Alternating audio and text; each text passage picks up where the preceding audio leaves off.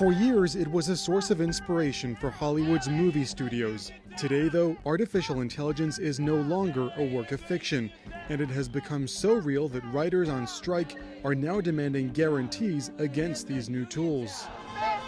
We just know it's coming. We wrote Terminator, so we know it's coming down the line. It's one of the things they're talking about in negotiations, and it's something that I personally am very scared of, because if they start having computers write a first draft instead of a person, that takes away jobs. I'm worried that they'll sort of outsource more and more stuff to AI as we go along, and I think it'll just be a homogenized product that no one really wants to see, but is just sort of the fast food of the TV industry. I'm afraid that there will be a crazy villain that comes in and perfects it and cuts the writers all together.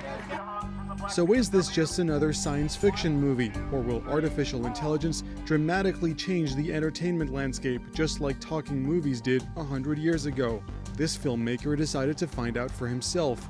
He generated the first script entirely written by artificial intelligence. I would just type, I would like help writing a feature-length screenplay.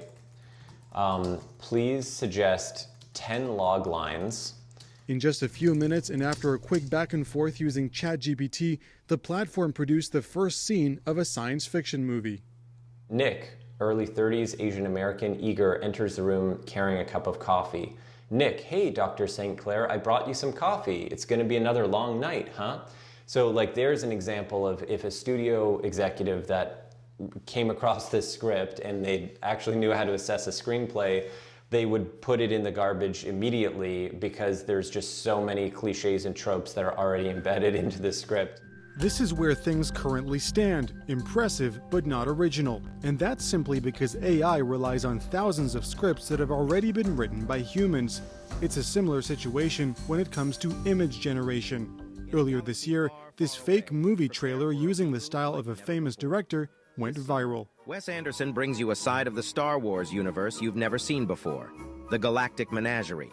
What I've seen AI do is take Wes Anderson and Star Wars and mush them together into one.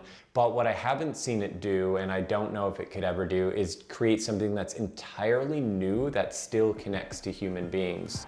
One thing is certain, though, the industry is very interested. This seminar on AI for filmmaking was packed.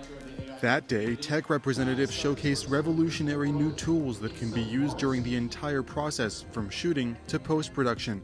Like this software that lets users replace an actor with a computer-generated image without the help of graphic designers.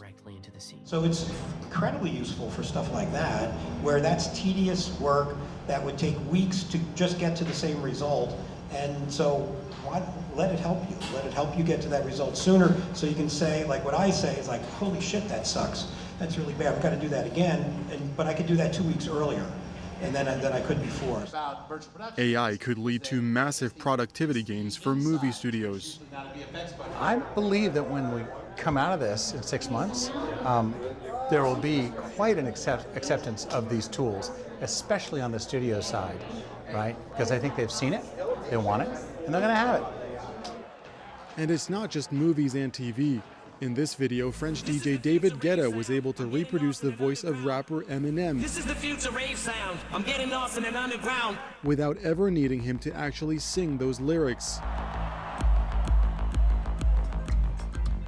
4 years ago, this pop band wrote an entire album using AI. Back then, the technology was still in its early days. So we would take a melody in MIDI form, so like just the data of the song, of the melody. From our back catalog. From our back catalog.